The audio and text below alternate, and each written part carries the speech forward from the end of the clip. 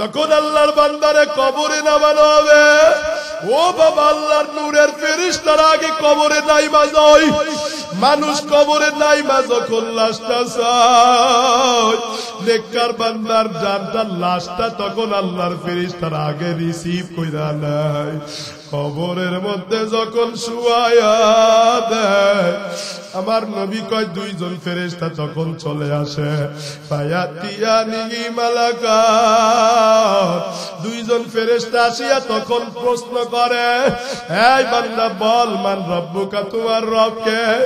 আল্লাহর বান্দা দুনিয়ায় যারা এ বাবা নেক আমল করেছে, নামাজ পড়েছে, পর্দা করেছে, হালাল খেয়েছে, আমার মাওলার নামে জিকির আজকার কোরআন তেলাওয়াত করেছে, এই বান্দাগুলো তখন বলে রব্বি আল্লাহ, আমার রব বলেন আমার আল্লাহ। এবার ফেরেশতা দুইটা প্রশ্ন করে, বল বান্দিনুকা, তোর ধর্ম কি? আল্লাহর মোহাব্বতের বান্দা তখন বলে দীনিয়াল ইসলাম, আমার ধর্ম হলো ইসলাম। দুইজন ফেরেশতা তারপরে জিজ্ঞাসা করে, এই সুরঙ্গ একটা পথ করে নবীর রওজার দিকে লাইন করে দেয়, আর বলে দেখ চিনোস নাকি এই লোকটারে? চিনো? আল্লাহর বান্দা ডাকিয়া কয়, চিনবো না কেন, তার মোহাব্বতে তো দাঁড়িয়ে রাখছি। ও বাজান, যারা দাড়ি রাখো নাই তারা আমার নবীরে কেমনে চিনবা?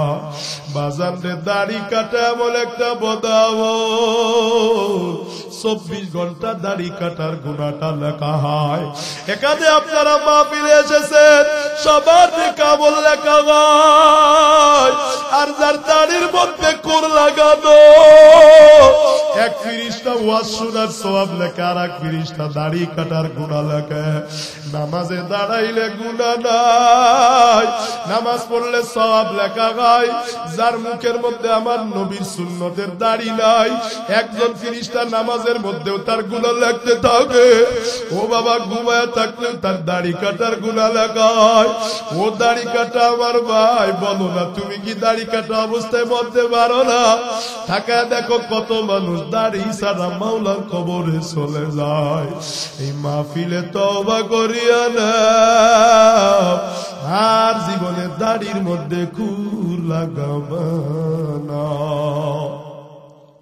এ বাবা, যারা নামাজ পড়বে, নবীর সুন্নত মানবে, এরা আমার নবীর চেহারা দেখা মাত্রই বলবে এটার কেউ না, এটা হলো আমার নবী। এই কথা বলার সঙ্গে সঙ্গে আমার মাওলা আসমান থেকে কুদরতি একটা আওয়াজ দিয়ে বলবে, আনসাদাকা আব্দি, ওরে আমার বান্দা যা বলেছে সব সত্য বলেছে। আফরিসুহু মিনাল জান্নাহ, এই দুনিয়ার মানুষ কত নিষ্ঠুর। আমার বান্দা দুনিয়ায় জাজিমে ঘুমাইছে, তশকে ঘুমাইছে, দুনিয়ার মানুষ ওরে একটা তশকও দেয় নাই। ওরে বাবা, আজকে কত টাকা দিয়া দামি সেগুনের খাট বানাইলাম, মেগুনির খাট বানাইলাম, কত টাকা দিয়া জাজিম কিনলাম। যেদিন প্রাণ পাখি চলে যাবে, আমার জাজিম তোষক থেকে আমারে নামাইয়া দেবে। ও বাবা, আমার শরীর থেকে দামি দামি কাপড় গুলো খুলে নিবে, আমার ঘর থেকে আমারে বের করে দিবে। আমি বলবো, আমারে তোমরা এই লোগার কাটে শুয়ায় না, আমি কিন্তু ঘুমাইতে পারবো না। আমার পিঠটা বড় নরম, আমার পিঠে ব্যথা লাগবে। আমার ছেলে আমার কথা শুনবে না, আমার মেয়ে শুনবে না, বিবি শুনবে না। আমার লোগার ঠান্ডা খাটের মধ্যে বাজান শুয়ায়া দিবে। এই ঠান্ডার মধ্যে আমরা মাটিতে পাড়াইতে পারি না, আমার লাস্টারে ঠান্ডার মধ্যে শুয়ায়া বাজান রে, সবাই আমার কবর থেকে উঠে যাবে, টনকে টন মাটি দিবে, এমন ভাবে পাড়াবে যেন কোন সূর্যের আলো আমার কবরে ঢুকতে না পারে। কত মানুষ বাবার আগে দুনিয়া থেকে বিদায় হয় কি হয় না? এরে নবীর উম্মতের দল, ওই ঢাকা মাওয়া এক্সপ্রেসওয়েতে দলের চড়ে টুলপা যায়, যুবক ছোট্ট বাচ্চা গুন্ডার টাঙ্কিতে চড়ায়া বাচ্চাটা বলে বাবা আজকে টাকাটা আমার কাছে দেন, টোলটা আমি দিয়ে দিব। বাবা বাচ্চার হাতে টোল দিতেই বাবা কাঁদে আর কয় তাকায়া দেখলো আমার বাচ্চাটার মাথার উপর দিয়ে গাড়ির চাকাটা চলে গেল। তাকায়া দেখি আমার বাচ্চা চক্ষুটা উপড়ে গেল। মুহূর্তের মধ্যেই কেমন জানি আমার বাচ্চাটা শেষ হয়ে গেল। বাবার আগে কত ছেলে চলে যায়, এই ইতিহাস এই জমিনে আছে নাকি না? আরে নবীর উম্মতের দল, কবি ডাক দিয়ে কয় ওয়া ইযা আমালতা ইলাল কুবুরি জানাজাতান ফালাম বিআন্নাকা বাদাহা মাহমুলুন। কবি কয় যদি তোমার সামনে দিয়ে খাটিয়া নিয়ে যাওয়া হয়, ওই খাটিয়াটা দেখে তুমি মনে করিবা এরপরে এই খাটিয়ায় যেই বান্দাটা চড়বে সেই বান্দাটার দুনিয়ার অন্য কেহ না। মসজিদের খাটিয়ায় এরপর যারে চড়া লাগবে সেই হলাম আমি, অন্য কেহ না। আরে নবীর উম্মতের দল, আপনাদের এলাকা থেকে এই যে এর আগে এই মসজিদের খাটিয়ায় যিনি কবরে গেছেন, উনি কি তার আগে যিনি কবরে গেছে তারে দেখে কি ভাবছিলেন এরপরে খাটিয়া আমার চড়া লাগবে? কথা কয় না, না ভাবে নাই। কত মানুষের কাফনের কাপড় তারা গুনিয়া বাজারে হাজির হয়ে গেছে। দোকানদার বেচারা আপনার কাফনের কাপড়টার পাশ থেকে ছিঁড়ে ছিঁড়ে আর একজনের কাফনের কাপড়টা কেটে কেটে দিয়ে দেয়। আপনার কাফনের কাপড়ের সাথে দোকানদারের হাতটা কয়দিন পর পর লাগতেছে। আপনার তো খবর নাই রে বাজার। এজন্য হযরতে ওমর বলেন ওই মরদ, এটাই তোমার জীবনের নসিহতের জন্য যথেষ্ট। এরে নবীর উম্মতের দল, ওই মরণকে আজ আমরা স্মরণ করি না।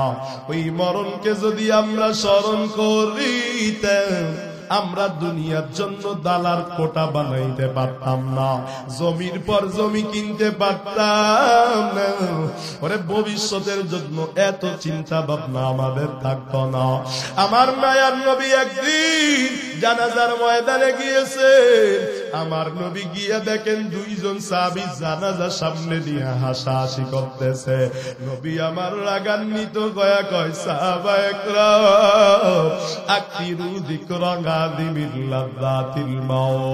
ও সাহাবায়ে কেরাম মরণটাকে বেশি বেশি স্মরণ করো।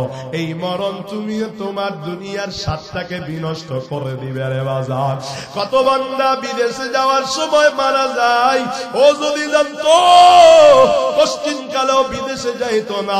রোড অ্যাক্সিডেন্টে প্রতিদিন কত মানুষ মারা যায়, মানুষ যদি জানতো আজকে রোডে বেরোবে মারা যাবো, পশ্চিম কালেও রোডে বেরোবে হইতো না। আমার নবী কয় দুনিয়ার স্বাদ বিনষ্টকারী মরণকে বেশি বেশি পরিমাণে স্মরণ করো। ওই মৃত্যু ওই কবর প্রতিদিন আমারে ডাকে রে, কিন্তু আমি সারাদিন চলে যায় মরণকে একটা বারো স্মরণ করি না। কথা কোন ঠিক না বেটে? আমার নবী একদিন জানাজায় যাচ্ছে, জানাজায় যাওয়ার পথে দেখেন কবর খুঁড়ে রাখা হয়েছে। আমার নবী কবরের পাশে বসে গেলে একটা কাঠি হাতের মধ্যে নিয়ে আমার মায়ার নবী মাটিতে দাগা দাগি করতে লাগলেন। কি জানি আমার নবী মাটিতে লেখে। সাহাবা একরাম চুপ করে বসে রইলেন। সাহাবা একরাম বলেন আমাদের মনে হইতেছিল আমরা এত নীরব ভাবে বসে আছি, পাখি এসে আমাদের শরীরে বসবে। আমার নবী কিছুক্ষণ পর মাথাটা উঠায়া তাকায়া দেখলাম আমার মায়ার নবীর চক্ষু দিয়া ঝর ঝর ঝর ঝর করে পানি ঝরে। মায়ার নবী ডাক দিয়া কয় সাহাবারা রে ইস্তাঈযু বিল্লাহি মিন আযাবিল কবর। ও সাহাবায়ে কেরাম, ও উম্মত, মৃত্যুকে বেশি বেশি কবরের আযাব থেকে পানা চাও। বর্ণনাকারী বলে আমার নবী এই কথাটা 2 বার অথবা 3 বার বললে কবরের আযাব থেকে পানা চাও, কবরের আযাব থেকে পানা চাও, কবরের আযাব থেকে পানা চাও। অথচ আপনারা বলেন তো দেখি, সকাল বেলা যে ঘুম থেকে উঠছেন এ পর্যন্ত, ওয়াজে বসার আগ পর্যন্ত কে কে হাত তুলে একবার আজকে দিনে বলছেন আল্লাহ কবরের আযাব থেকে বাঁচাও? বলছে? মাশাআল্লাহ। যারা বলেছে আল্লাহ তাদেরকে কবুল করেন, পড়ি আমিন। তাদের কাতারে আমাদের যাওয়ার দরকার আছে না নাই? আরো জোরে কর, পারবেন ওই আযাব সহ্য করতে? হ্যাঁ, কে পারবেন বলেন তো? এই মিয়ারা, বাবা আদমরে যখন আল্লাহ আগুন দিছে, দুনিয়ায় প্রথম আগুন পাঠাইছে, আগুনের উপরে পাতিলা দিছে, খানা দিছে, পাতিল শুদ্ধ পুড়ে গেছে, খানাও পুড়ে গেছে, পাতিলও পুড়ে গেছে। আল্লাহরে কয় আল্লাহ তেজ কমাও, কমাইছে তাও পুড়ে, আরো কমায় তাও পুড়ে, এত কমাও তাও পুড়ে। অবশেষে আল্লাহ যখন জাহান্নামের আযাব, ওই কবরের আযাবকে 70 গুণ তেজ কমায়া দিছেন, তখন হাড়ি পুড়ে নাই, তখন হাড়ির ভিতরে খানা রান্না হয়েছে। কত গুণ? আরো জোরে। তাহলে এই আগুনে হাত দিয়া 1 মিনিট সহ্য করা যায়? আরো জোরে পড়েন, যাবে না। এরে নবীর উম্মতের দল, আমার নবী বলেন ওই কবরের আযাব থেকে পানা চাও। ও বাবা, প্রতিদিন কবর আমাদেরকে ডাক দিয়ে বলে আনা বাইতুল ওয়াহদা, আমি একাকির ঘর, আনা বাইতুদ দুদ, আনা বাইতুজ জুর, আমি পোকামাকড়ের ঘর, সাপ বিচ্ছুর ঘর। আমার কাছে আসার আগে চিন্তা ভাবনা করে আসবা। ও দোকানি ভাই, প্রতিদিন দোকানটা বন্ধ করার আগে হিসাবটা না মিলায় দোকানটা মিলাও না। রিক্সাওয়ালা আমার ভাই, হাজিরার টাকা, রিক্সা ভাড়ার টাকা দিয়া কয় টাকা হইল এই হিসাব না করে বাড়িতে ফিরে না, কথা কয় না। ক্ষেত কামারওয়ালা যখন ফসল বিক্রি করে, কয় টাকা খরচ গিয়েছে, কয় টাকা আয় হয়েছে, কয় টাকা ব্যয় হয়েছে, এই হিসাব না করে খেলতে হয় না। কপালে কি দুঃখ রে, আমাদের এই জীবনটা আখিরাতের জন্য। এই জমিনে আমরা এসেছি কামাই করতে। সারা দিনে জান্নাত কতটুক কামাই করলাম, জাহান্নাম কতটুক কামাই করলাম, পাগলের মতো হিসাব না মিলায়া আমরা সবাই ঘুমের বিছানায় চলে যায়, ঠিক না? হযরতে ওমর রাদিয়াল্লাহু আনহু, ওনার ইন্তেকালের পর যখন জানাজার আগে গোসল দেওয়া হয়, ওনার ইন্তেকালের পর যখন লোকেরা তাকে জানাজা দেয়, ওনার পিঠের মধ্যে তাকায় দেখে চাবুকের বড় বড় আঘাত। পিঠের মধ্যে দেখা যায় মার খাওয়ার কারণে চাবুকের আঘাতে দাগ হয়েছে। অনেকদিন কেটে কেটে ছেটে পেটে রক্ত বেরিয়েছে। গোসলকারীরা হযরত ওমরের ছেলে মেয়েকে ডাক দিয়া কয়, আমিরুল মুমিনিনের ছেলে মেয়েরা, তোমার বাবার পিঠে এমন দাগ কেন, চাবুকের দাগ কেন? তোমার বাবা কোনদিন তো কোনো অপরাধ করে নাই, তোমার বাবারে তো আদালতে কোনদিনও চাবুক দিয়া শাস্তি দেওয়া হয় নাই। হযরতে ওমরের ছেলে মেয়েরা কান্না করে বলে, প্রতিদিন রাতে আমার বাবারে দেখতাম হিসাব করতে, সকালবেলা ঘুম থেকে উঠা ঘুমানো পর্যন্ত কয়টা নেক আমল হয়েছে। যদি কোনদিন নেক আমল কম হইত, হযরত ওমর নিজের চাবুকটা নিজের পিঠে মারতে আর বলতেন, ওমর রে আজকে কেন নেক আমল কম করলাম? ওই ওমর বলে গেছেন, আসিবু ক্বাবলা তুআসাবু। আরে দুনিয়ার মানুষ, আমার মাওলা তোমার হিসাব নেওয়ার আগে নিজের জীবনের হিসাবটা নিজে মিলায়া নাও। আমরা যদি এখন 5 মিনিট সময় করে চক্ষুটা বন্ধ করে নিজের জীবনের বালে থেকে নিয়ে এখন পর্যন্ত চিন্তা করি, একটু সবাই মাথাটা নিচু করেন না, সবাই চক্ষু দুইটা একটু বন্ধ করে দেন, আমিও করলাম বাজার।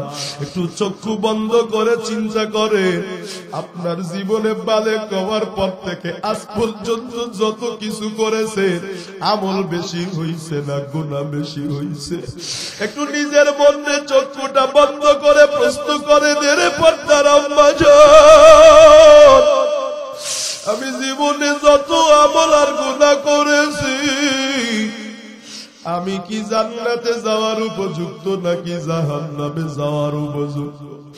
এ বাবারা, আমার মনে সায়তাই আমি যদি এখন মারা যাই আমার কবর জাহান্নাম ছাড়া উপায় নাই। আরে বাবা, একটু মরার আগে হিসাব মিলানোর চেষ্টা করেন, কারণ ওই মরণ আগে আসবে না পরেও আসবে না। জানা তো নাই আগামী বছর এই মাহফিলে আপনার নামটা এখানে ঝুলানো থাকবে। বক্তারা আসবে আর বলবে এই মাহফিলের সদস্য কবরে সবাই আপনার জন্য দোয়া করবে রে বাজার। চোখের পানি ছেড়ে একটু কান্না করেন আর বলেন না আল্লাহ, মোহাব্বতে একটা ডাক দেন না, বলেন না আল্লাহ, আরো জোরে ডাক দেন না আল্লাহ, মায়া লাগায়া বলেন না আল্লাহ। আয় আল্লাহ আমাদেরকে কবরের আযাব থেকে বাঁচান, মোহাব্বতে বলেন আমিন। এই বাবা, কবর থেকে মরণ থেকে কেউ কি পালায়ন করতে পারবে? আরো জোরে কোন আল্লাহ বলেন, কুল ইন্নাল মাউতাল্লাযী তাফিরুনা মিনহু ফাইন্নাহু মুলাকীকুম সুম্মা তুরাদ্দুনা ইলা আলিমিল গায়বি ওয়াশ শাহাদা ফায়ুনাব্বিউকুম বিমা কুনতুম তা'মালুন।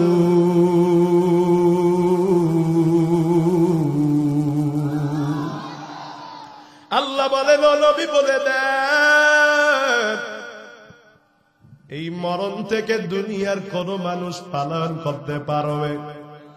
আরো জোরে বলেন। অথচ এই মরণ থেকে আমরা পালানোর চেষ্টা করি, এজন্য আইসিইউতে ঢুকি, কথা কয় না।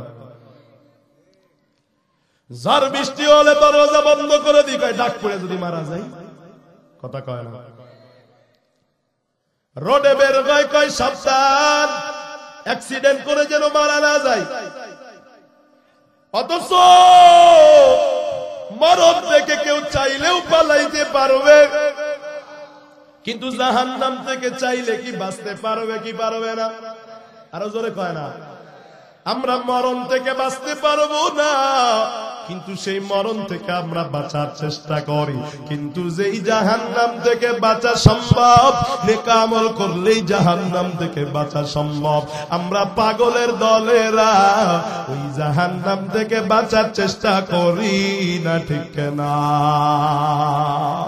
हकीकत से तू दुनिया बेखबर है, दुनिया की नुमाइश पर नजर है।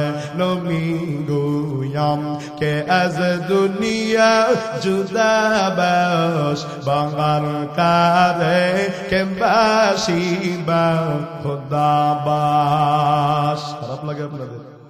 কষ্ট হচ্ছে না তো বাজার? কষ্ট পাইতেছেন? মরণ থেকে কেউ কি পালায়ন করতে পারবে? মরণ থেকে যতই পালাও মরণ তোমায় নিবে ঘিরি।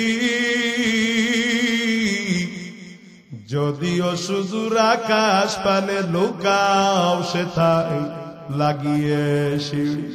আল্লাহ বলেন, আইনামা তাকুনু ইউদরিকুমুল মাউতু ওয়ালাউ কুনতুম ফি বুরুজিম মুশাইয়াদা। আল্লাহ বলেন, রে গোলাম, যদি মরণ থেকে পালানোর জন্য শক্ত কোন দুর্গের মধ্যে গিয়া পালাও যেখানে বুলেটের গুলি ঢুকবে না, এমন কোন পাথরের ভিতরে লুকাও যেই পাথরটা ডানে বামে সামনে পেছনে কোন ছিদ্র নাই, যেই পাথরটা কোনো ফাটা নাই। আল্লাহ বলেন এমন সুরক্ষিত জায়গায় যদি পালায়া যাও, আল্লাহ বলেন মরণ তোমাদেরকে ধরবেই ধরবে, তাতে কোনো সন্দেহ নাই, ঠিক না? মাউত কাসিল কুল্লু নাফসিন শারিবু কবর বাইতিন কুল্লু নাসিন দাখিলু। যে অবস্থায় থাকবো বাজান সে অবস্থায় মরা লাগবে। নামাজ অবস্থায় থাকলে নামাজ অবস্থায় মরণ হবে। যে অবস্থায় মরবে আসরে সে সেই অবস্থায় দাঁড়াবে। এরে যুবক, গান শোনা অবস্থায় যদি আসরে উঠো, গান শুনতে শুনতে বাবা তুমি আসরে উঠবা। এরে দাড়ি কাটা আমার ভাই, দাড়ি কাটা অবস্থায় যদি মারা যাও, দাড়ি কাটা অবস্থায় আসরে উঠবা। এ বাবা, এই দাড়িটা কাটা অবস্থায় নবীর চেহারা দেখাবি কেমনে? এ বাজার পারবি না। আমার নবী বলবেন এ তো আমার উম্মত হতে পারে না, কারণ আমার উম্মতের তো মুখে দাড়ি থাকে, এর তো মুখের মধ্যে দাড়ি নাই। এরে নবীর উম্মতের দল, এই মরণটা আগে হোক পরে হোক সবার কাছে ঠিক সময় মতো চলে আসবে। আল্লাহ বলেন ইযা জাআ আজালুহুম লা ইস্তাখিরুনা সাআতাও ওয়া লা ইস্তাকদিমুন। মরণ এক মুহূর্ত আগেও আসবে না, এক মুহূর্ত পরেও আসবে না রে বাজার। সুলাইমান আলাইহিস সালাতু ওয়াস সালাম তার খাদেমের সাথে নিয়ে বসে আছেন। ওনার খাদেম যিনি তার চিঠিপত্র লেখে, খাদেম পাশে বসা। হঠাৎ করে একজন আগন্তুক লোক সামনে আইসা খাদেমের দিকে চোখ বড় বড় করে তাকাইছে। খাদেমের দিলে ভয়। খাদেম এবার ভয় পাইয়া হযরতে সুলাইমান আলাইহিস সালাতু ওয়াস সালামকে বলেন, ও আমার উস্তাদজি, আমার হুজুর, আল্লাহর পয়গম্বর গো, জীবনে আপনার কাছে কিছু চাই নাই, আজকে আপনার কাছে একটা জিনিস চাবো, দিবেন নাকি? সুলাইমান আলাইহিস সালাম বলে, দিব না কেন? তুমি আমার খাদেম, খেদমত করো, দিব, বলো। খাদেম ডেকে বলে, পয়গম্বর আপনি তো বাতাসেরও বাচ্চা, আল্লাহ আপনাকে বাতাসেরও বাচ্চা বানিয়েছেন, কন্যা আল্লাহু আকবার। সুলাইমান আলাইহিস সালামের হাতে একটা আংটি ছিল, ওই আংটি দিয়া যদি জিনকে ইশারা করতেন, জিন সামনে এসে দাঁড়ায়া যাইত। সুবহানাল্লাহ। বাতাসে যদি ইশারা করতেন, বাতাস দাঁড়ায়া যাইত। আল্লাহু আকবার বলে। এই ক্ষমতা তার নাকি আল্লাহ? আরো জোরে বলেন কার? কাদের কুদরত তুদারি বার কামাল আনতা রাব্বি আনতা আসবি দুল জালাল তুই কাদের জালিলুল্লাহ জাগাদর বার আলে তুই মেরা নিগাহদার। বাতাসে ডাক দিলেন পয়গম্বর সুলাইমান, ডেকে বলে, বাতাস দাঁড়াও, আমার খাদেম কই জানি যেতে চাই। বাতাস বলে, হুজুর আপনার খাদেম যেখানে যেতে চাই সেই জায়গাটা আপনার এই সিংহাসন থেকে ফিলিস্তিন থেকে লক্ষ কোটি কোটি মাইল দূরত্বে অবস্থিত। ওই খাদেম বলে, হুজুর আমাকে পাঠান। পয়গম্বর সুলাইমান যখন আদেশ দিয়ে দেয়, বাতাস তার খাদেমরে নিয়ে লক্ষ কোটি কোটি মাইল দূরে চলে যায়, সেখানে রেখে চলে আসে বাতাস। এবার যেই ব্যক্তিটা আগে খুব তার দিকে বড় বড় চোখ করে তাকাইছে, লোকটা বারাইসা হাজির হয়ে গেছে। সুলাইমান পয়গম্বর বলে, তুমি কে? কয় আমি মালাকুল মাউত। ভাই তুমি আমার খাদেমের দিকে এমন ভাবে তাকাইছো কেন, আমার একটু বলো না। এবার মালাকুল মাউত আজরাইল কয়, আমাকে আল্লাহ দায়িত্ব দেবার পর থেকে কারো মৃত্যুতে আমি এক মুহূর্ত দেরি করি নাই, কারো যেখানে যার মৃত্যু তারে সেখানে গিয়ে আমি হাজির পাইছি। কিন্তু আপনার খাদেমের মৃত্যু লেখা যেখানে, আল্লাহ আমারে যেখানে চিঠিটা দিছেন, ওই জায়গাটায় আমি গিয়ে দেখলাম আপনার খাদেম এখনো সেখানে নাই। আর মাত্র কয়েকটা সেকেন্ড তার মরণের সময় বাকি। আমি চিন্তা করলাম আজকে মনে হয় আমি আল্লাহর আদেশটা মানতে পারবো না। আজকে তো সুলাইমানের খাদেম এখানে দেখতেছি না। তাই আমি আশ্চর্য হয়ে খুঁজতে থাকি রে, আমি আপনার এখানে আইসা দেখি আপনার খাদেম আপনার পাশে বসা আছে। এজন্য আমি তার দিকে হতভম্ব হয়ে তাকাই, পয়গম্বর সুলাইমান। কিন্তু আমি আপনার এখান থেকে উঠে যায় কথা মনে করে চিন্তা করলাম, সে থাকুক আর না থাকুক আমি আল্লাহর ডিউটি পালন করব। আল্লাহর কসম আমি সেখানে যাইয়া দেখি আমার আগে আপনার খাদেম আপনার আদেশে বাতাসের সাহায্যে তার মরণের স্থানে গিয়া হাজির হয়ে গেছে। এবার সুলাইমান আলাইহিস সালামের মরণের পালা। এবার মালাকুল মউত কয়, ও বাদশা এবার আপনার জান নিতে আসছি। পয়গম্বর সুলাইমান বলেন, দেখো না আমি এই যে কি করতেছি, মসজিদে বাইতুল মুকদ্দাস বানাইতেছি, মুসলমানদের প্রথম কিবলা। এই মসজিদটা জিনেরা বানাইতেছে, জিনরা বড় দুষ্ট, যদি আমি মারা যাই তাহলে জিনরা বাবাজি এই মসজিদটা বানাবে না। এবার মালাকুল মউত বলে, এত কথা বুঝি না, আপনার সময় শেষ। এই মরণে কারো সুপারিশ চলে না, কোন ভিআইপি চলে না রে বাজান। সারা দুনিয়ায় সব জায়গায় ভিআইপি আছে, আগে সময় নেই পরে সময় নেই, কিন্তু মরণে কারো ভিআইপি নাই। পয়গম্বর সুলাইমান বলে, তুমি কি জানো না আমি ভিআইপি মানুষ, আমি আল্লাহর একজন বাদশা, আমি আল্লাহর একজন পয়গম্বর। যত ভিআইপি গণ আমি আজরাইলের কাছে নন ভিআইপি, কোন ভিআইপি চলে না। মালাকুল মউত এবার কয়, আমি পারবো না। সুলাইমান আলাইহিস সালাম কয়, দাঁড়াও আমি আল্লাহরে বলতেছি। পয়গম্বর আল্লাহরে বলে, আল্লাহ ও আল্লাহ, আমি তো তোমার একজন বাদশা, আমি তো তোমার একজন নবী, এই জিনেরা বড় দুষ্ট, আমি যদি চলে যাই এরা কাজ করবে না। আল্লাহ ডাক দিয়া কয়, ও সুলাইমান, এত বড় বাদশাহী আমি আল্লাহ তোমারে দান করেছি, তোমার মতো এত বড় বাচ্চা তোমার আগেও আসে নাই, তোমার মরণের পরে কিয়ামত পর্যন্ত তোমার মতো এত বড় বাচ্চা পৃথিবীতে আর কেউ আসবে না। বাসুলাইমা দাদা মুলকু সরওয়ারি সুদমুতি হে দিওয়াপুরি। ওই সুলাইমান পয়গম্বর এবার ডাক দিয়ে কয়, আল্লাহ একটুখানি মৃত্যুটা লেট করা যায় নাকি? আল্লাহ বলে, যাবে না, তবে আমি একটা কাজ করতে পারি, তুমি মারা যাবা ঠিক, কিন্তু তুমি পড়ে যাবা না, এমন ভাবে তোমারে আমি দাঁড় করায় রাখবো জিনেরা বুঝতে পারবে না যে তুমি মারা গেছো। পয়গম্বর সুলাইমান একটা লাঠির উপরে ভর করে দাঁড়ায় আছে, জিনেরা ভয়ে কাজ করতেছে, একজন আর একজন বলে, এই বাচ্চা কিন্তু দেখতেছে, তাড়াতাড়ি কাজটা শেষ করো।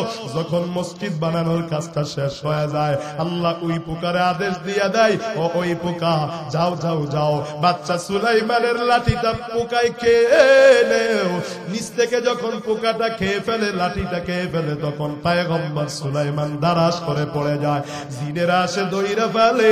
এবার জিনেরা এসে ডাক দিয়া বলে, তাকায়া দেখে এ তো আজকের মরান, আজ থেকে কয়েক বছর আগে তো পয়গম্বর সুলাইমান মারা গেছে। দুষ্ট জিনেরা বলতেছে, আগে যদি জানতাম মসজিদ বানাইতাম না। আমার বলার উদ্দেশ্য কি? আমার বলার উদ্দেশ্য বাজান, একজন নবী আল্লাহর জন্য ভিআইপি পারসন, কথা কোন ঠিক না, আল্লাহর বন্ধু, কথা কোন ঠিক নেবে, কিন্তু ওই নবীর মৃত্যু 1 সেকেন্ড দেরি হয়েছে। আরো জোরে বলেন, হয়েছে। ওই মৃত্যু সবার আসবে, তবে আমার মৃত্যুটা ভালো হইল না খারাপ হইল বাজান সেটা দেখার বিষয়। আমার মায়ার নবী একদিন জানাজার মধ্যে হাজির হইয়া এক সাহাবীর লাশটা কাঁধে করে নিয়ে হাঁটতেছে জুতা খুলিয়া, আর আমার মায়ার নবী আঙ্গুলের উপর চেপে চেপে ভর করে করে হাঁটতেছে। সাহাবায়ে কেরাম বলে, নবী বাড়ি লাশ লইয়া আপনি এত আঙ্গুলে বর করে কেন হাঁটেন, পাটা কেন ফালান না? নবী বলেন আমি কেমনে পা ফালাবো? আমার যেই সাহাবী আজকে জানাজা, এই জানাজায় এত ফেরেশতারা আসমান থেকে নেমেছে, আমি যেখানেই পাড়া দিতে যাই সেখানেই দেখি আমার মাওলার ফেরেশতারা হাজির। আরে বাবা, তোমার আমার জানাজায় কি ফেরেশতা আসবে? এমন কোন আমল কি করতে পেরেছি? এটাই হলো বাজান, হিসাব মিলানো দরকার। ও বাজার, ওই মৃত্যুর কষ্ট কিন্তু কেউ সহ্য করতে পারবে না। আল্লাহ বলেন ওয়াজাআত সাকরাতুল মাউতি বিল হাক্কি যালিকা মা কুনতা মিনহু তাঈদ। আল্লাহ বলেন ওই মরণের কষ্ট কিন্তু বাজান সবারই আসবে রে বাজান। মরণের কষ্টটা, সাকারাতের যন্ত্রণা কেমন?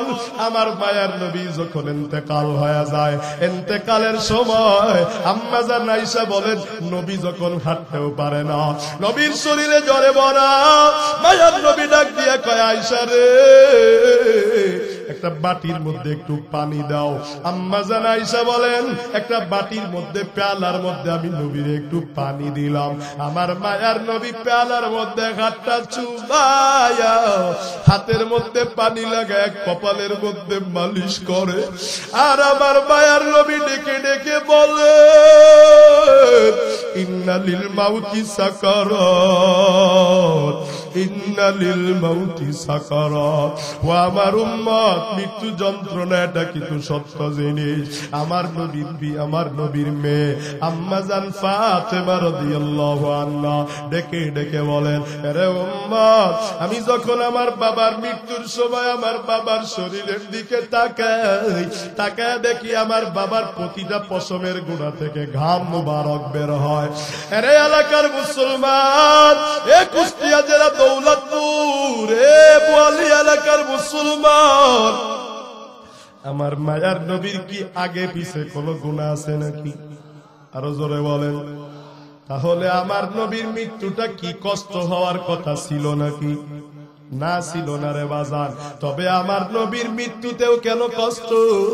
আমার নবী উম্মতরে বুঝানোর জন্য এতটুকু কষ্ট সহ্য করেছে, যেন উম্মত বুঝতে পারে আসলে মৃত্যু যন্ত্রণা বাজান ভয়ঙ্কর জিনিস। আমার আপনার মরণে কি হবে? এরে নবীর উম্মতের দল, ওই মৃত্যুকে বেশি বেশি স্মরণ করো গে মুমিন। মাঝে মাঝে কবরস্থানের পাশে দাঁড়ায় দাঁড়ায় কান্না করো রে মুমিনের দল। ওই কবরস্থানের পাশে আসলে কিন্তু মরণের কথা স্মরণ হয়। কত বড় কোটিপতি ছিল, কত সুন্দর চেহারাওয়ালা ছিল। সব কোটিপতি আর সব সুন্দর চেহারাওয়ালারা সবাই এই গোরস্থানের মধ্যে মাটি হইয়া পড়ে আছে। কথা কোন ঠিক না বেঠে? সব কর্ম শেষ হবে। কবি বলেন তাকায়া দেখো না, कई बार हमने ये देखा है जिनका मुअत्तर कफन था मुशायन बदन था। বলেন কত বড়ি এমন দেখলাম, শরীরটা ছিল কত সুন্দর চমৎকার, আতর গোলাপ মাখানো ছিল, সুরমা দেওয়া ছিল, কত সুন্দর তাদের ভুরু প্লাত করা ছিল, কত কি না ছিল, সব মাটির সাথে মিশে গেল রে বাজার। ওই মরণের সময় আমাদের কি অবস্থা হবে, মরণটা আমাদের কেমন হবে সেটা চিন্তা করা দরকার।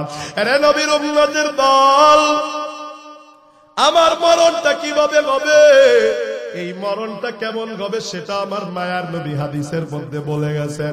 নেককারের মৃত্যুটা কেমন হবে, বদকারের মৃত্যুটা বাজান কেমন হবে। এজন্য আমার নবী দোয়া শিখিয়েছে, বেশি বেশি দোয়া করবা। আল্লাহুম্মা বারিক লানা ফিল মাউত ওয়া ফিমা বাদাল মাউত। ও আল্লাহ আমার মৃত্যুতে বরকত দাও, ও আল্লাহ আমার মৃত্যুর পরের জিন্দেগিতে বরকত দাও। কারণ কবরের আযাব হলো প্রথম ঘাঁটি। কবরে যদি কেউ নিস্তার পাওয়া যায়, মিজান গাছল ফুলসিরাতে তার কোনো চিন্তা নাই। আর ওই কবরে যদি কেউ ধরা খায় যায়, মিজান গাছল ফুলসিরাতে বাজান, তার অবস্থা কিন্তু ভালো হবে না। এরে নবীর উম্মতের দল, আমার নবী বলেছেন নেককার বান্দার জানটা কেমন করে কবজ করা হবে। আমার নবী বলেন ইন্নাল আবদাল মুমিনা ইযা কানা, আমার নবী ডাক দিয়া কয় নেককার বান্দাগুলা যখন তাদের দুনিয়া থেকে বিদায়ের সময় হয়ে যাবে, আমার মাওলা মালাকুল মাউতকে তখন পাঠাবেন। মালাকুল মাউতের চেহারাটা তখন উজ্জ্বল হতে থাকবে, নূর চমকাতে থাকবে রে বাজার। আমার নবী বলেন সুজুল বুজু, আরে বাবা চেহারাটা তখন চমৎকার হয়ে যাবে রে বাজার। সাথে অনেকগুলা ফেরেশতা থাকবে, সবগুলা ফেরেশতা সাদা কাপড় পরা থাকবে। ওই ফেরেশতাগুলা আসার পর মালাকুল মাউত যখন আসবে, নেককার বান্দার একটা সালাম দিবে, নেককার বান্দা তখন সালামের জবাব দিবে। আর যদি সালামের অভ্যাস থাকে তো সে নিজেই সালাম দিবে। আমার নানার মরণের সময় সারা জীবন তাবলীগ করেছে, মারকাজি থাকতেন সব সময়। আমার আম্মা বলেছে নানার মরণের সময় নানা বলছে, এই সবাই সরো, মহিলারা সরে যাও, সরে যাও, সবাই সরো, আসসালামু আলাইকুম ওয়া রাহমাতুল্লাহ। তার মানে কি, পুরুষ মানুষ আসতেছে, মহিলারা সবাই সরো, তাদেরকে দেখা কয় আসসালামু আলাইকুম ওয়া রাহমাতুল্লাহ। সালামের অভ্যাস যদি আমার আপনার থাকে, তাইলে মরণের সময় মালাকুল মাউতরে যখন দেখব তখন বলবো, একটু স্পষ্ট করে বলেন না আসসালামু, আরো জোরে আসসালামু আলাইকুম ওয়া রাহমাতুল্লাহ। সালামের অভ্যাস থাকলে আপনার কাছে মালাকুল মাউত সুন্দর অবস্থায় আসবে, ভালো চেহারা নিয়ে আসবে। কন্যা সুবহানাল্লাহ।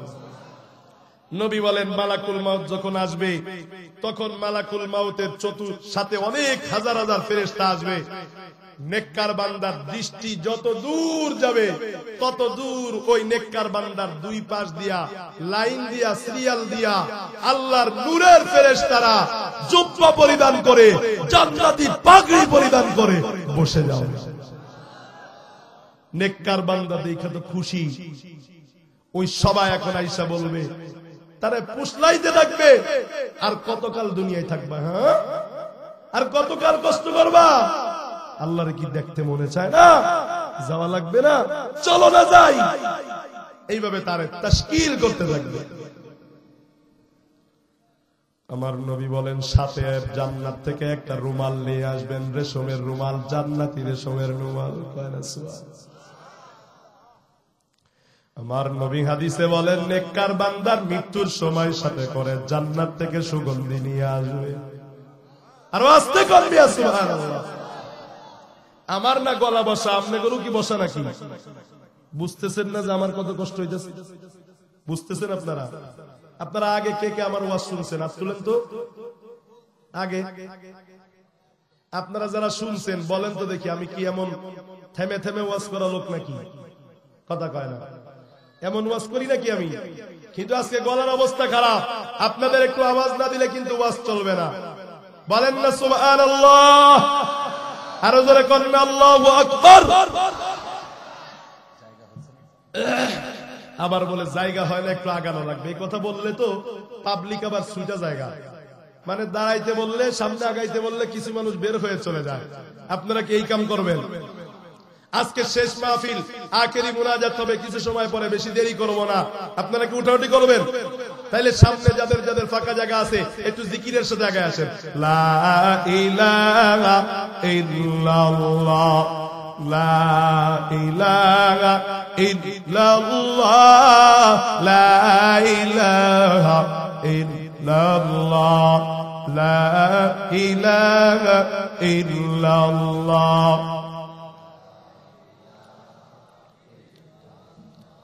লা ইলাহা ইল্লাল্লাহ, লা ইলাহা ইল্লাল্লাহ, লা ইলাহা ইল্লাল্লাহ,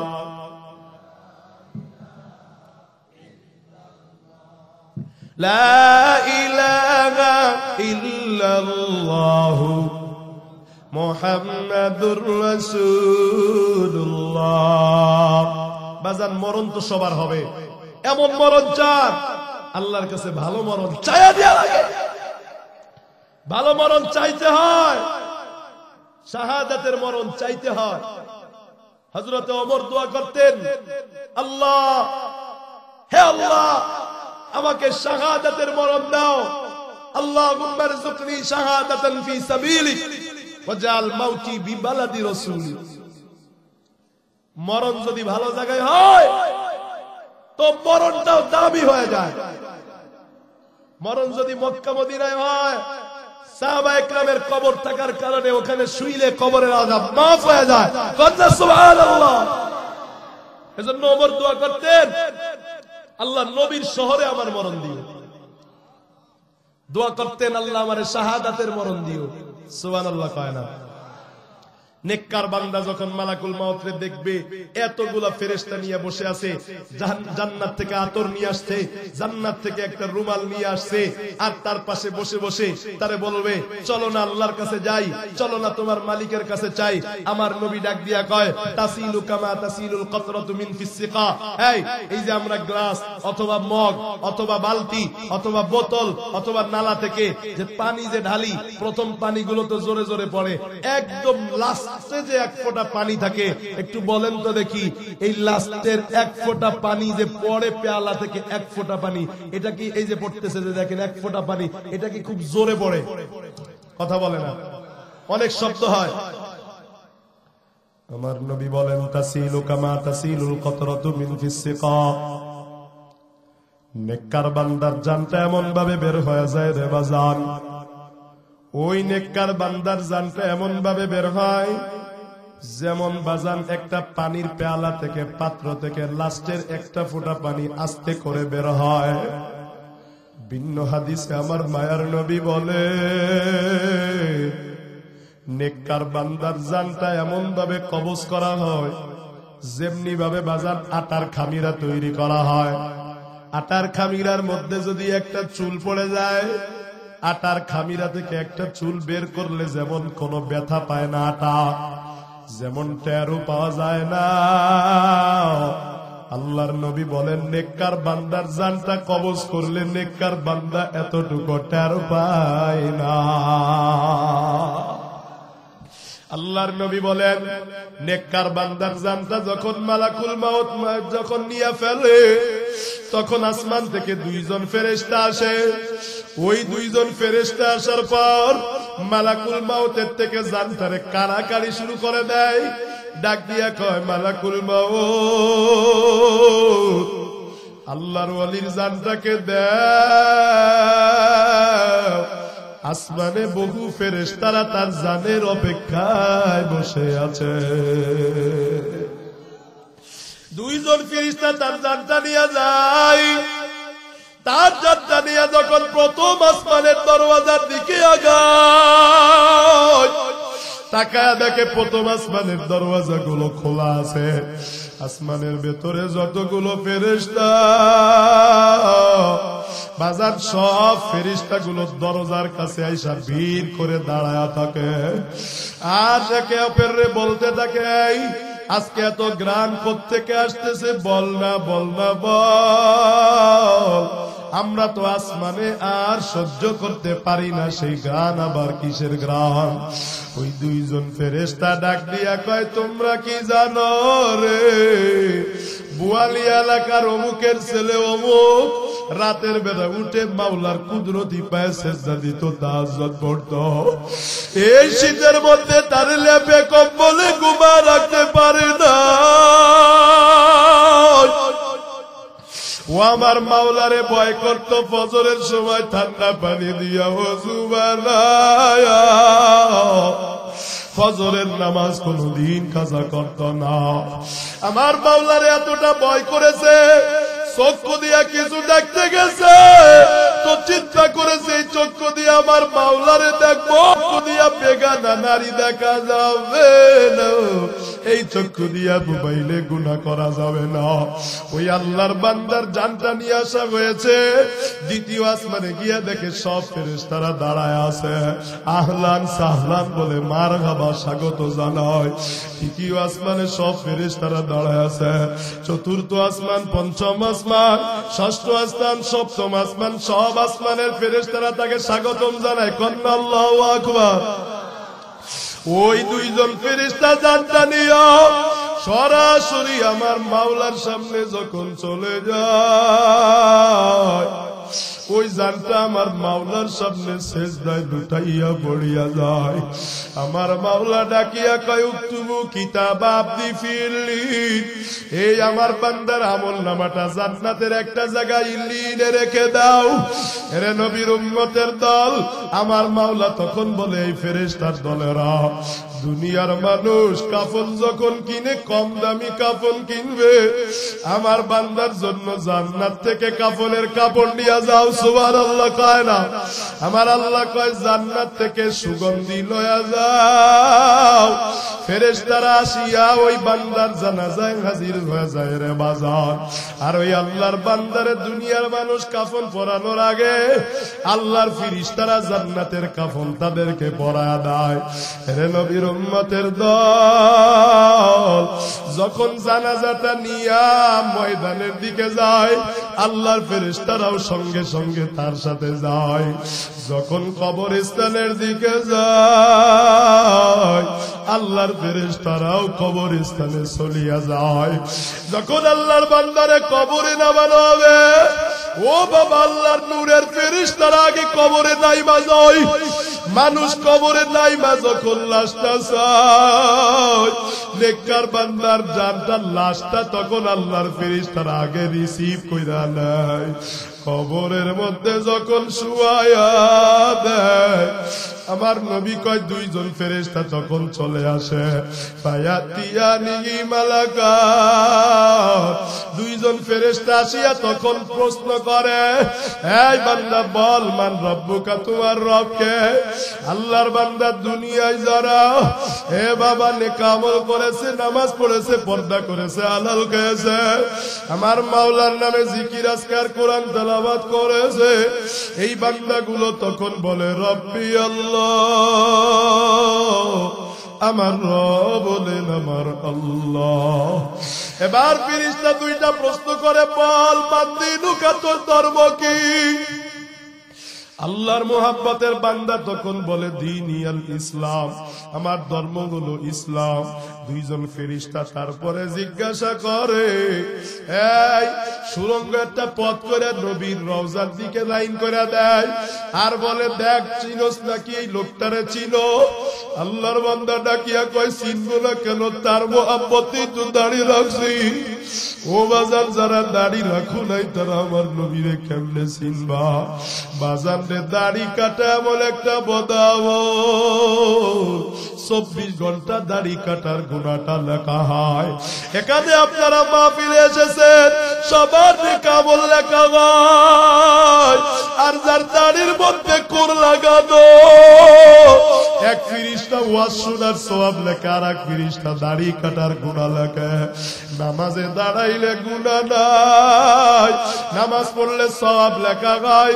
যার মুখের মধ্যে আমার নবীর সুন্নতের দাড়ি নাই, একজন ফেরেশতা নামাজের মধ্যেও তার গুনাহ লিখতে থাকে। ও বাবা, ঘুমায় থাকলেও তার দাড়ি কাটার গুনাহ লেখা হয়। ও দাড়ি কাটা আমার ভাই, বলো না তুমি কি দাড়ি কাটা অবস্থায় বলতে পারো না? থাকা দেখো কত মানুষ দাড়ি ছাড়া মাওলার কবরে চলে যায়। এই মাহফিলে তওবা করিয়া নাও, আর জীবনে দাড়ির মধ্যে খুর লাগাবা না। হে বাবা, যারা নামাজ পড়বে, নবীর সুন্নত মানবে, এরা আমার নবীর চেহারা দেখা মাত্রই বলবে, এটার কেউ না, এটা হলো আমার নবী। এই কথা বলার সঙ্গে সঙ্গে আমার মাওলা আসমান থেকে কুদরতি একটা আওয়াজ দিয়ে বলবেন, আনসাদাকা আব্দি, ওরে আমার বান্দা যা বলেছে সব সত্য বলেছে।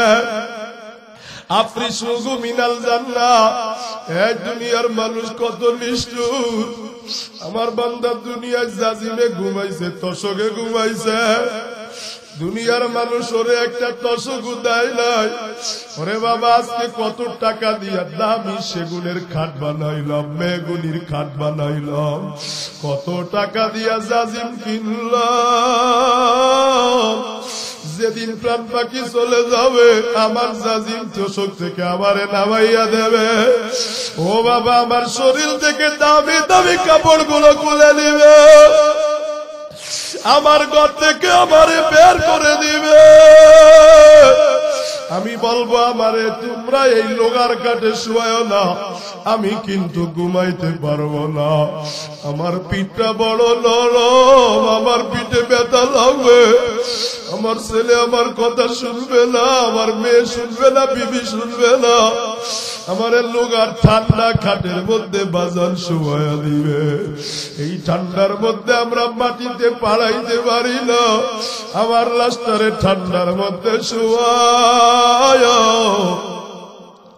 বাজান রে সবাই আমার কবর থেকে উঠে যাবে, টনকে টন মাটি দিবে,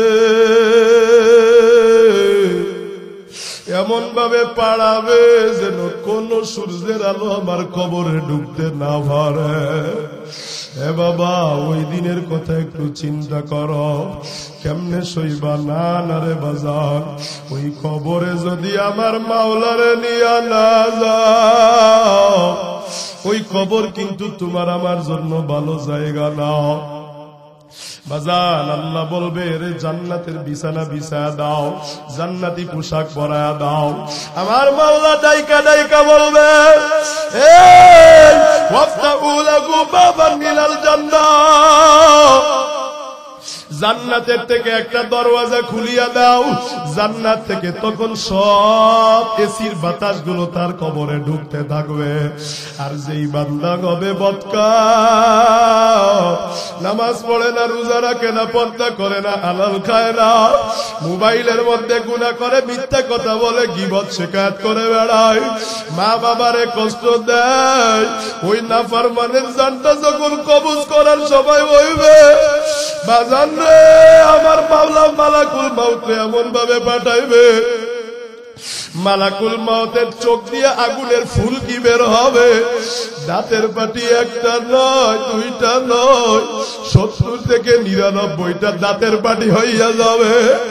আমার নবী কয় সারাবিল গুম্বি কাতিরাত, যত ফেরেশতা আসবে সব ফেরেশতার শরীরে আলকাতরা মাখানো থাকবে, কালো শরীর নিয়া চুলগুলা উল্লা চুল্লা হয়ে আসবে। জাহান্নাম থেকে একটা গুর্জ নিয়ে আসবে, ও বাবা জাহান্নাম থেকে আগুনের একটা রুমাল নিয়ে আসবে। বাবা রে এত গন্ধ, এত গন্ধ, জীবনে এত দুর্গন্ধ সে শুনে নয়। মালাকুল মাউত আইসা যখন তার সামনে বসবে, সব ফেরেশতারা তারে আযাবের দুঃসংবাদ দিবে। আল্লাহর বান্দারা আজরাইল তখন বলবে আল্লাহর দুশমন আইয়াতুন নাফসুল খবিসা, দুনিয়ায় আমার মাওলার আলো বাতাস পাইছ, মাওলার নিয়ামত পাইয়া মাওলারে মানো নাই, এখন জাহান্নামের দিকে চলো, বুঝতে পারবা কবরে কি অবস্থা। বাবা একটা গুর্জ আইনা তখন তার বুকের মধ্যে মারবে।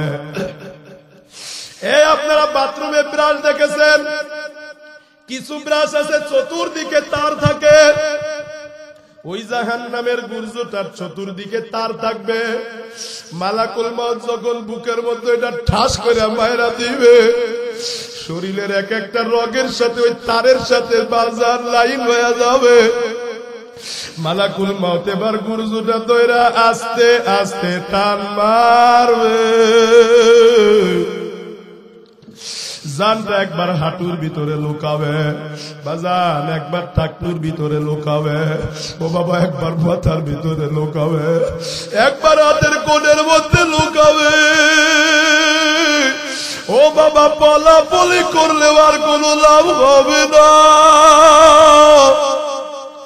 মালাকুল মউত জানটা কবজ কইরা আসমানের দিকে রওনা। আমার নবী ডাক দিয়া কয় লা তুফাত্তাহু লাহুম আবওয়াবুস সামা, আসমানের একটা দরওয়াজাও খোলা হবে না। সবাই বলবে এটা আল্লাহর দুশমন, এর জানটা আসমানে উঠানো যাবে না। বাবা ওর রূহটাকে ওর দেহের ভিতরে নিক্ষেপ করা হবে মরা অবস্থায় রে বাজান। যখন কবরের দিকে নিয়ে হাঁটবে কবর তখন ডাইকা ডাইকা বলবে আমার জমিনে বড় দম্ভ কইরা হাঁটছ, আমার মাওলারে মাওলা বলে মানো নাই, নামাজের সময় নাফরমানি করেছো, কত গুনাহ করেছো, নারী নিয়ে মত্ত ছিলা, সুদ খেয়েছো, ঘুষ খেয়েছো, মিথ্যা কথা বলেছো। আজ আমার পেটের মধ্যে যখন তোরে দিয়া যাবে আমার ব্যবহার তুমি তখন দেখতে পাইবা। কবরের মধ্যে লাশটা নামানো হবে, আমার মাওলা ডাইকা বলবে এই ফেরেশতার দলেরা আমার বান্দা দুনিয়ায় কম আরাম করে নাই, ওর শরীর থেকে কাপড়ের কাপড়টা খুলিয়া ফালাইয়া দে। আমার মাওলা বলবে আলবিসুহু মিনান নার, জাহান্নামের কাপড়টা জাহান্নাম থেকে কাফনের কাপড় এনে ওরে পরায়া দেয়। আমার মাওলা বলবে ওরে জাহান্নামের বিছানা বিছায়া দেয়। ওয়াফতাউ লাহু বাবান ইলান নার, জাহান্নাম থেকে একটা সুরঙ্গ পথ ওরে করিয়া দেয়। এ বাবা জাহান্নাম থেকে চতুর্দিক থেকে আগুন আসবে। আমার মাওলা কয় লাগুন মিন জাহান্নামা মিন আদুয়া মিন ফাওকিহিম গাওয়াশ, ডানে আগুন বামে আগুন সামনে আগুন উপরের দিকেও বাজান আগুন, দাও দাও করে আগুন জ্বলে উঠবে। ও বাবা কবরের আযাব মানুষ দেখে না, তবে মাঝে মাঝে আমার মাওলা কবরের আযাব দেখায়। রশিদ আহমদ গঙ্গোই রহমাতুল্লাহ আলাইহি কবর দেখলেই কাঁদে কাঁদে আর কাঁদে। মুরিদানরা ডাক দিয়া কয় হুজুর আপনি কবর দেখলে এত কান্নাকাটি কেন করেন? রশিদ আহমদ গঙ্গোই বলে বাজার আমারে আমার মাওলা কবরের আযাব নিজ চোখে দেখাইছে। একদিন আমি একটা কবরের পাশে দাঁড়াইলাম, আমার শরীরের মধ্যে আগুনের হিট আসতেছে। আমি আমার মাওলারে বললাম ও দয়ার মাওলা আমার বাতেরি চক্ষুটা খুলিয়া দাও, আমি দেখ ওই কবরে কি হয়। আমার মাওলা আমার বাতেরি চক্ষুটা যখন খুলিয়া দেয় আমি তাকায়া দেখি এই বান্দার সুরা কবরটা আগুন দিয়া দাও দাও করে জ্বলতেছে। ওই বান্দার শরীর থেকে রক্ত পুষগুলো গলিয়া গলিয়া পড়তেছে। আমি তাকায়া দেখলাম অনেকগুলো সাপ ওই আল্লাহর বান্দারে এমন ভাবে জড়ায়া ধরছে, সাপের মোচড়ে তার গাড্ডি গুলো কট কট কট কট কট কট করে ভেঙে চুরে চুরমার হয়ে গেল। ছোট একটা সাপ নাকের এক ছিদ্র দিয়া মাথার মধ্যে ঢুকিয়া গেল, মুখের মধ্যে একটু মগজ নিয়ে আবার আর এক নাকের ছিদ্র দিয়ে বের হয়ে গেল। আমি যখন এই অবস্থা দেখেছি আমি আর কবর দেখলে ঠিক থাকতে পারি না। এ বাজার এজন্য হাদিসে পাওয়া যায় কবরের পাশে তোমরা কেউ বাজার গরু ছাগল বাঁধবা না। গুনাহগার জাহান্নামী যখন কবরে উপরের দিকে তাকাবে, উপরের দিকে তাকায় দেখবে একজন ফেরেশতা চোখে দেখে না, কানেও শোনে না, একটা লাঠি নিয়ে এইভাবে মাথার উপর তাক করে দাঁড়ায় আছে। যখন গুনাহগার জাহান্নামী উপরের দিকে তাকাইবে ওই ফেরেশতার লাঠি দিয়া এমন জোরে একটা বাড়ি মারবে আমার আর তোমার মাথাটা ছিন্ন বিচ্ছিন্ন হইয়া কবরের মধ্যে ছিটকায়া পড়ে থাকবে। ও বাজান আল্লাহর নবী কয় এমন জোরে একটা চিৎকার মারবে ইয়াসিউ সাইহাতান ইয়াসমাউহা খালকুল্লাহি কুল্লিহিম ইল্লা সাকালাইন। নবী বলেন মানুষ আর জিন ছাড়া পৃথিবীর সব প্রাণীরা ওই চিৎকারের আওয়াজ শুনতে পায়। বাজার মাঝে মাঝে দেখবেন গরুগুলা দড়ি ছিঁড়ে দৌড় মারে। ও বাবা আপনি মনে করেন রাগ হয়ে দৌড় মারে না, না কবরের চিৎকারের আওয়াজে গরুগুলার রশি ছিঁড়া দৌড় দেয়, কবরের চিৎকারের আওয়াজে মোরগ গুলা ডাকাডাকি করে, কবরের চিল্লানের আওয়াজে রে বাজার কুকুর গুলা ঘেউ ঘেউ শুরু করে দেয়। আমরা শুনি না রে বাজার। আমার নবী বলেন, কবরের আযাব যদি কোনো মা বাবা দেখত, যদি সন্তানের কবরে আযাব দেখত, কোনদিন ওই মা বাবা ঘুমাইতে পারত না। এ বাজান, কেউ কবরের পাশে বাড়ি বানাইতো না বাজান। ওই গুনাহগার তখন চিল্লায়া বলবে,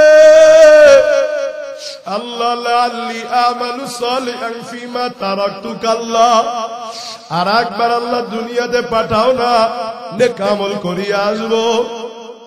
আমার মাওলা বলবে, তোমারে আর পাঠানো যাবে না, তুমি তো কথার কথা বলতেছ।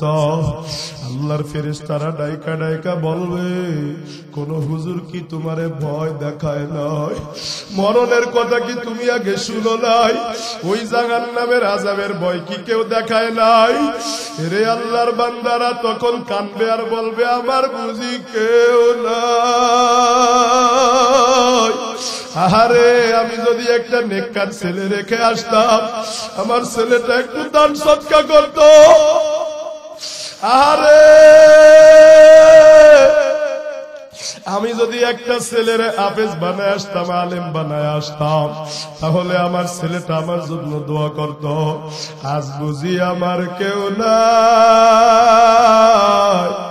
আগে যদি জানতাম ও ছেলে বাড়ি ঘর তোর জন্য রেখে আসতাম না, সব দান সদকা করে চলে আসতাম। এ বাজান, এজন্য চিন্তা করে দেখেন না, কবরে যাওয়ার পরে কোনো কিছুই কাজে লাগবে না। আপনার যেই ছেলেটা কোরআন পড়বে ওইটা কাজে লাগবে। এমন একটা ছেলে কি বানাইতে পেরেছে যেই ছেলেটা আপনার জানাজা পড়াইতে পারে। আমার নবী বলেন, যদি কোনো সন্তান মা বাবার জানাজা পড়ানোর জন্য দাঁড়ায় যায়, আমার মাওলার বড় লজ্জা হয়। আমার মাওলা বান্দারে মাফ না করে পারে না। এ বাবা, আমি তো হুজুর মানুষ, জীবনে কম জানাজা পড়াই নাই, আমার চোখে কিন্তু পানি আসে নাই। কিন্তু একটা জানাজার নামাজ পড়াইছি, সেটা হলো আমার বাবার জানাজা। ওই দিন আমার চোখের পানি ধরে রাখতে পারি না। আমার বাবা যে মসজিদে ইমামতি করেছেন, ওই মাইকে আজান গায়, আমগো ইমাম সাহেব হুজুর আর নাই নাই নাই রে। এতদিন আইসা যারা হুজুর বলে ডাকে, তারা কয় হুজুরের লাশ কয়। হে পর্দার অন্তরালের আম্মা জান, যেই বাড়িতে একদিন লাল শাড়ি পরিয়া ঢুকছে, সাদা কাফন পরিয়া একদিন বের হয়ে যাবে।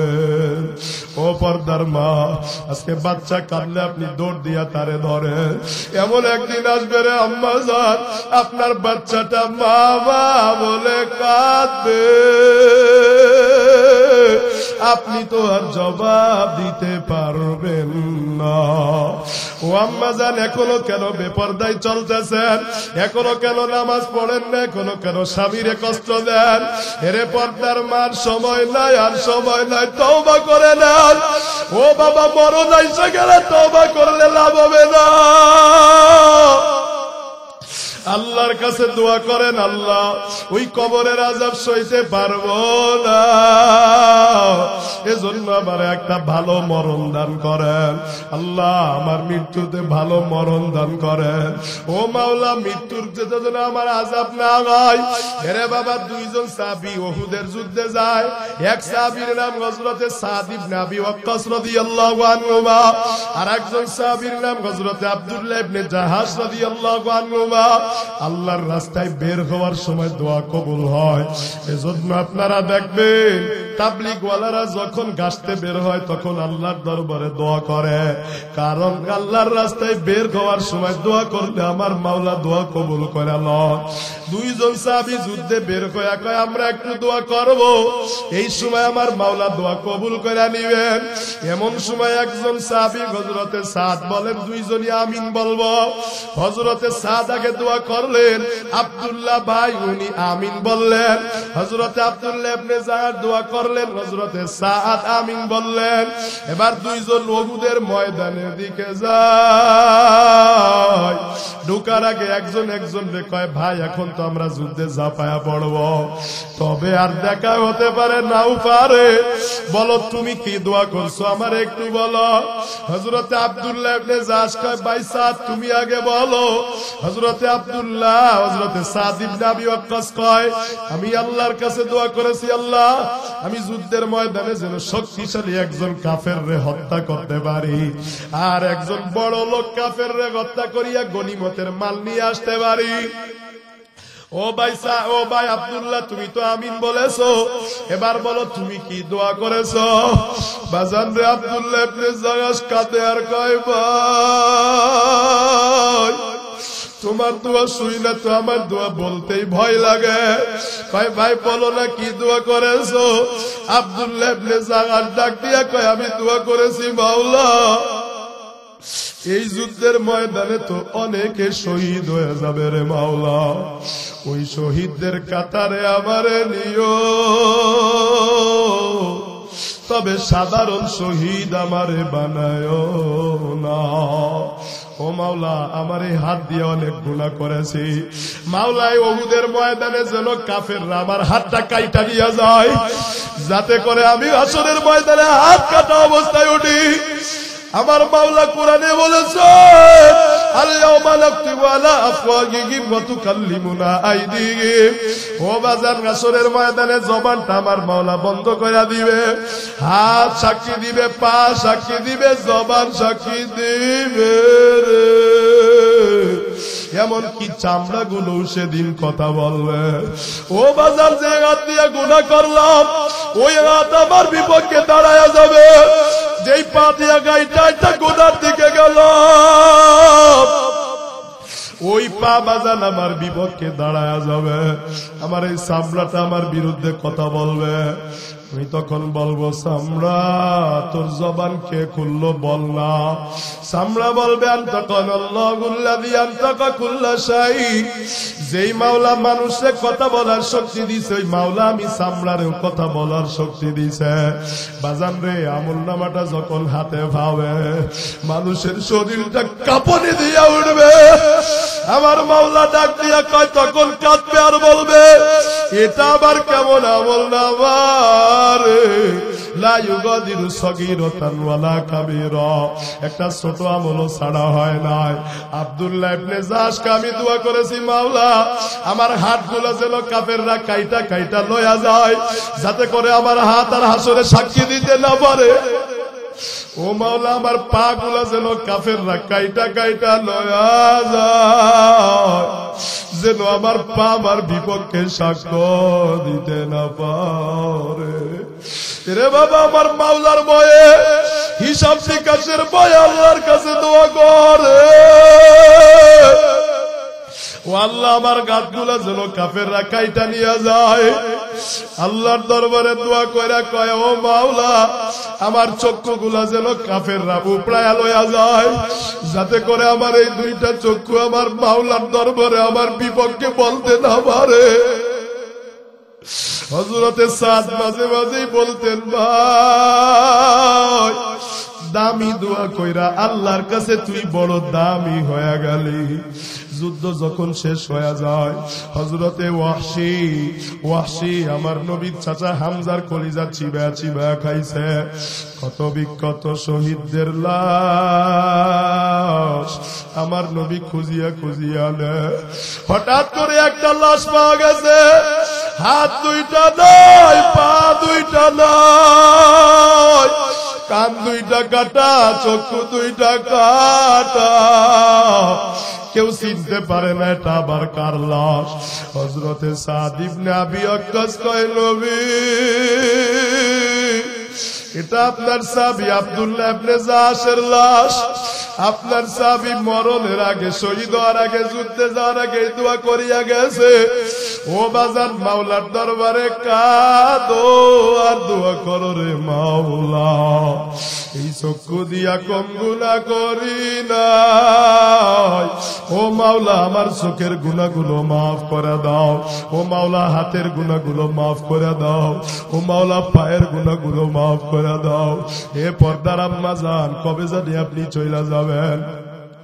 যুবক রে, তোর দাদা মাটির সাথে মিশে গেল, তোর বাবার চামড়া গুলো গুছায় গেল, বল না তুই আর কয়দিন থাকবি? এ বাবা, আপনাদের এলাকার কৃতি সন্তান, একজন বড় আলেম, লক্ষ লক্ষ ওলামা একরামের উস্তাদ, কত মাহফিলে বয়ান করেছি, আমার পাশে বসে বসে বয়ান শুনেছে আল্লামা ফিরুজুল আলম সাহেব। গত বছর মাহফিলের সময় তো ছিলেন, আল্লাহর বান্দায় মাহফিলের সময় কবরে। এখানে তার সে ছোট মানুষ বড় মানুষ অনেকে বসে আছেন। এ বাবা, মনরে একটু বুঝতেন না? আমাদের সাথে কারো বন্ধু, কারোর ছোট ভাই, কারো বড় ভাই, ওই ফিরোজুল আলম সাহেব একজন আলেম হয়েও বিদায় হয়ে গেছে। কখন যে আপনার আমার বিদায় হয়ে যায় কেউ তো বলতে পারে না। বাজার, চক্ষুগুলো একটু বন্ধ করে দেন, মরার আগে একটু মরে, আল্লাহ হিসাব নেওয়ার আগে একটু নিজের হিসাব মিলায় নেন। ও বাবা, আল্লাহ সহ্য করতে পারবা না, আসরে কেউ হিসাব দিয়া জান্নাতে যাইতে পারবা না। বাজার নেই, চোখের পানি ছাড়া জাহান্নামের আগুন নিবানো যায় না।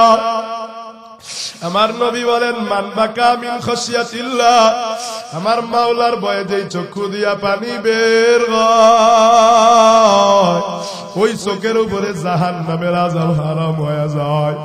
এ বাবা, আজকে তোমার চোখে পানি আসে না, কারণ তোমার দিলটা গুনাহ করতে করতে কালো হয়ে গেছে। ডানে বামে তাকাইয়া দেখো, কার চোখের মধ্যে জানি পানি টলবল করতেছে।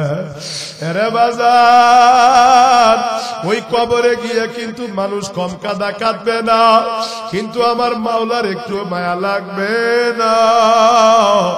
ওই জায়গার নামে পুড়তে পুড়তে গুনাহগার গুলো কাদাকাদি করবে, ওখানে চোখের পানি ফালাইলেও আমার মাওলার মায়া লাগবে না। আমার মাওলারে ডাক দিয়ে বলে, রব্বানা গলাবাত আলাইনা শিকওয়াতুনা, ও আল্লাহ, আজকে আমাদেরকে আচ্ছন্ন করেছে মহা বিপদ লাঞ্ছনা, আল্লাহ আমাদের মরণ দিয়া দাও। ও মাওলা, আমাদেরকে একটু আযাব কমায়া দাও। আমার মাওলা বলবে, ইকসাউ ফিহা ওয়ালা তুকাল্লিমুন, দুনিয়ায় নামাজে ডাকছি, আমার সাথে কথা বলো নাই, আজকে তোদের সাথে কোনো কথা নাই, একদম চুপচাপ জাহান্নামের আযাব সহ্য করবা। তোদের কাছে কি কোনো সতর্ককারী যায় নাই? ওরে বাজান, জাহান্নামী পুড়তে পুড়তে পুড়তে পুড়তে সাতরা সাতরা কিনারায় যাবে, জাহান্নামের প্রহরী ফেরেশতারা ধাক্কা দিয়ে আবার মাঝে ফালাবে। ও বাজান, একবার চামড়াটা পুড়ে যাবে, আল্লাহ কয়, নাদিজাত জুলুদুহুম বাদদাল্লাহুম জুলুদান গায়রাহা, আমার মাওলা কয়, একবার চামড়া পুড়লে আবার নতুন চামড়া দিব। এ বাবা, চামড়ায় আগুন লাগলে কেমন চলে, ঠুসা পড়ে যায়, সহ্য করতে পারি না। আর ওই জায়গার নামে পুড়তে পুড়তে একবার চামড়া কয়লা হয়ে যাবে, আমার মাওলা কয়, চামড়াটা পুড়ায় আর একটা নতুন চামড়া দিয়া দিব, ওটা পুড়ে যাবে। বাবারে, জাহান্নাম যখন বাধা মানে না, কয়, আল্লাহ আমি খাবো, ও আল্লাহ আমার ক্ষুধা লাগছে, ও আল্লাহ গুনাহগার গুলো আমার পেটে দাও। আমার মাওলা 70 গাজার শিকল লাগা জাহান্নাম রে বাইধা রাখতে পারে না। অবশেষে আমার মাওলা কোত্থেকে কয়েক ফোঁটা পানি ছিটায়া মারবে। আল্লাহর ফেরেশতারা বলবে, মাওলা এটা কিসের পানি? জাহান্নাম এখন ঠান্ডা কেন হয়ে গেল? আমার মাওলা বলবে, ওই যে বোয়ালিয়া গোরস্থানে তোমার বা আমার বান্দাগুলো মাহফিলে বসে জাহান্নামের ভয়ে কেঁদেছে।